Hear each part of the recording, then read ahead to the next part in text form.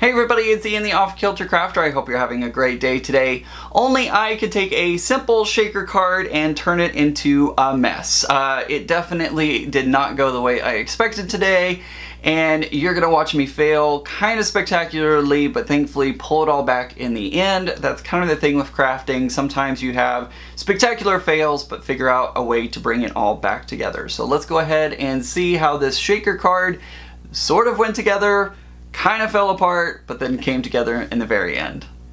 To start off today's project, I was digging around in my scraps and I found some cardstocks that were given to me, and I haven't really done anything with them, so I wanted to change that, and I really wanted to make a birthday card, so I figured these would be great cardstocks to use together in coordination with a die set today, or a die I should say. This is the Oh Happy Day from Simon Says Stamp and Kathy Zilsky.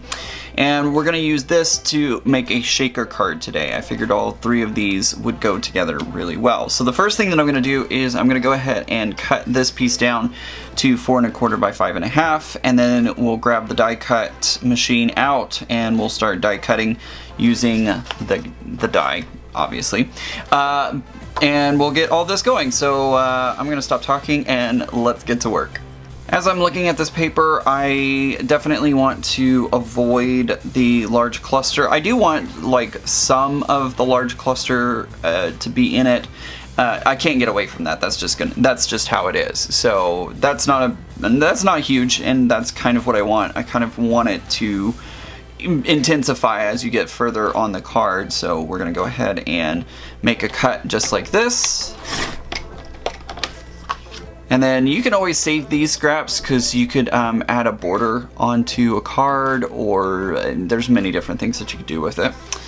And then I'm also going to cut this down to, so that was 4 1/4, now it's time to cut it to 5 1/2. That's the standard A2 size card.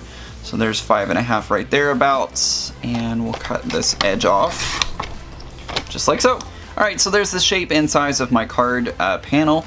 We'll go ahead and get the die cut machine out and get it ready to die cut it. Okay, now that I have my panel cut out and it's ready to go for my Cuttlebug, I'm going to grab my die and put it pretty much in the center. Pretty much want it centered, but I am going to put it a little crooked, like diagonally onto my panel. It doesn't matter how much you use or how... the variables are completely up to you. As to how you want it. I'm using the magnetic plate, which is very handy, so that way I don't have to tape it down or worry about it moving as I'm running it through my Cuttlebug. It stays in place and I don't have to worry too much about that shifting. I have found even using the plate though, sometimes smaller dies do end up wobbling around a little bit, so you have to be careful with that and make sure that they don't go too crazy all over the place. Alright, so I'm going to pick this up, but I am going to be very careful. Whoops, alright, I'm already starting to drop some of the letters. I do want to keep pretty much everything in place. I don't want that to go out too much, and I'll show you why as soon as I get this taken care of. Okay, I changed my mind, which is pretty typical for me. Typically, so what I was hoping for was to hold on to the little centers of the different shapes, and that way I could glue them back onto the card. Honestly though, I am looking at some of how small some of these are, and that's just, I'm looking at it going, you know what? I don't think I want to do that. I think that would just be way too much work. So I'm not going to worry about that, and I'm just going to use this part like this, and then, wait. No, I have to use the letters. That's what I have to do. I have to use the letters. Oh my goodness. Okay, I'm getting all confused here. Alright, so now that I know what I'm doing, maybe, I'm going to keep the letters because we want to keep the letters around. We don't need the center of the letters though. Ugh, gosh, come on Ian, get it right. Alright, so we're keeping the outside, and then we're also keeping these letters just like this. Okay, now that I've gotten this panel die cut, it almost looks like a TARDIS to me, but that's just me, I'm sure. Anyways, I've cut some acetate. Yeah, it's not cut very prettily, but this is all going to be hidden on the backside anyways, so it doesn't really matter. You don't have to make it all that pretty. What I'm going to do now is I'm going to take some art glitter glue and I'm just going to go around the outside of my shape. You don't have to use a whole lot, because especially you don't want it to squeeze out whenever you put your acetate down. Now, I don't get my acetate from anywhere. I use acetate that comes in like blister packaging, or you know, when you go to the store and you buy a product and it has all that excess packaging on it. That's what I use for my shaker cards, or if I need a acetate sheet or something like that. That's where I get that from. Don't forget to always burp your bottle of art glitter glue whenever you're doing this. Sometimes I just had it happen now. My nozzle got clogged up, so I had to clean out that nozzle to get it to work correctly. So anyways, I'm going to lay my acetate sheet down just like so. And a little bit did squeeze out the outside of it. Thankfully, it's not squeezing out through the visible part. So all of this will get hidden on the inside of the card. It's not huge that it's not perfect. While this is drying, I'm going to go ahead and get my card base ready. This card base is 110 pound Neenah Solar White, I almost said Desert Storm. Neenah Solar White 110 pound cardstock. I'm going to add my purple, wow, goodness gracious, Ian. My blue glitter cardstock on top of this. I don't know what type of glitter cardstock this is because it was given to me, so I don't know which one it is specifically, but I'm just going to add some art glitter glue onto the back of it and get it all glued down onto my card base, and then we'll put the we'll get the rest of the stuff ready for our shaker card. Okay, now that this is solidified enough that it's going to stay, I'm going to use some foam adhesive to block off, what are the words I'm looking for? Basically, I'm going to use this like a dam to block in those sequins and other shaker bits like these, so that way they don't go out of the card, especially if I'm trying to like mail this or something. I am going to double over my foam tape because I want to make sure that there's enough room for everything to shake, because that's why you have a shaker card. So I'm going to double my foam tape over just like so. May not be doing this on camera. Come on, Ian. Where's your YouTube skills? Anyways, so you just double it over like so. Make sure that each of the sides matches up.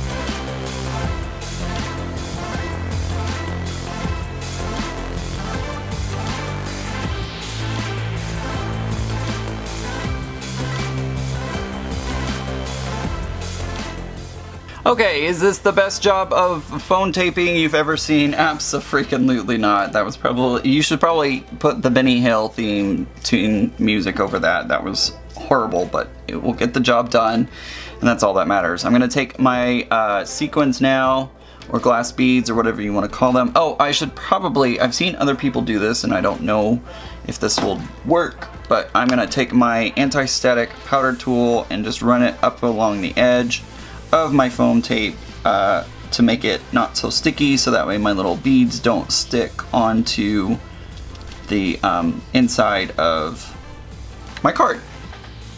Alright, so now I'm gonna take my sea beads and just drop them in there. Just like so. Oops, some more down in the bottom. Whoa! And they go everywhere. Always. Always, always. Alright, let me get that cleaned up. Alrighty, so now that those are mostly stuck on the inside, I'm going to take my card and try to eyeball this so that way, oh, it's stuck to my finger. Try to eyeball this so that way it lands right on top. That looks as close as that's gonna get, so we'll press it down.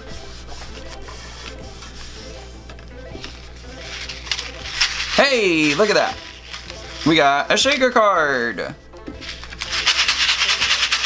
Alright, so now it is time to put the letters back on. So what I'm going to do is I'm going to grab my negative space. I think this is the negative part of it. I'm going to put it right in there, and then I'm going to take my little letters and I'm just going to start sticking them on. I'm going to use very small little amounts of glue to put these on, maybe. Ooh, this is scaring me. Alright, should I do it this way or should I do it a different way? Think. Can I do it like this? Let's find out. So I'm gonna put my letter there and go over it with my, oh hey, that works. Okay, let's do that. Whatever is easiest, right? Alright, so we're gonna put that right back in there.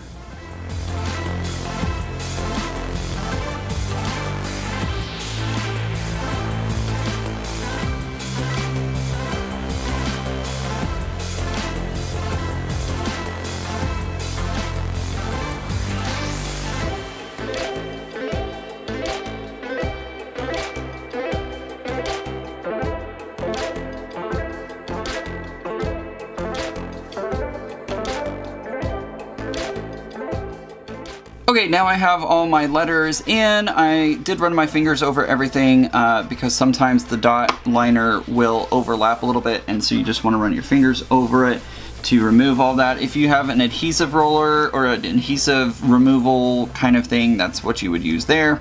Now for the big reveal. Oh, there you go. Yeah, I don't know why I just became Canadian right there.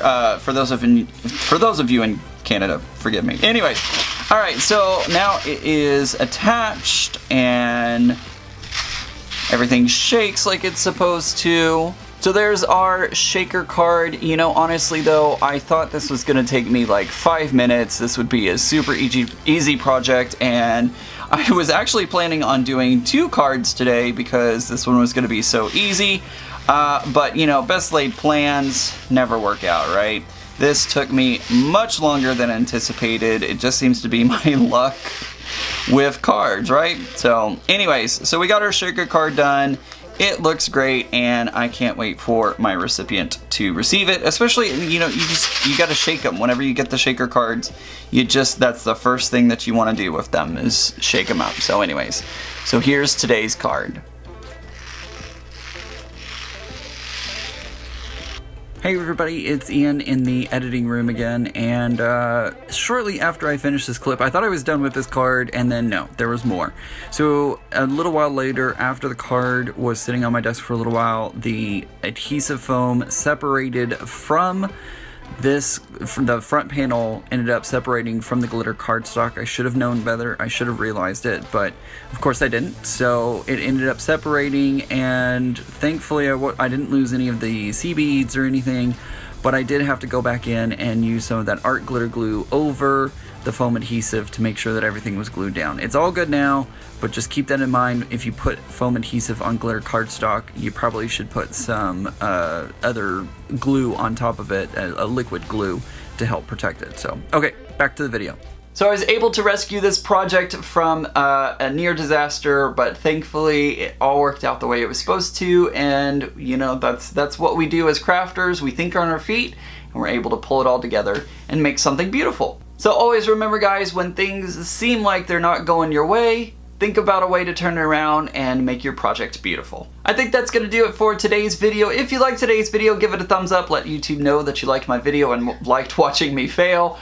And also don't forget to hit that subscribe button down below, hit the subscribe button, click the bell notification icon so that way YouTube will notify you, hopefully, every time I go live or post a new video. I was trying to combine the two. Anyways, you can also check me out over on my social media links. Those are all listed down in the description below. Make sure to go check out those places such as Instagram, Facebook, Twitter, and more.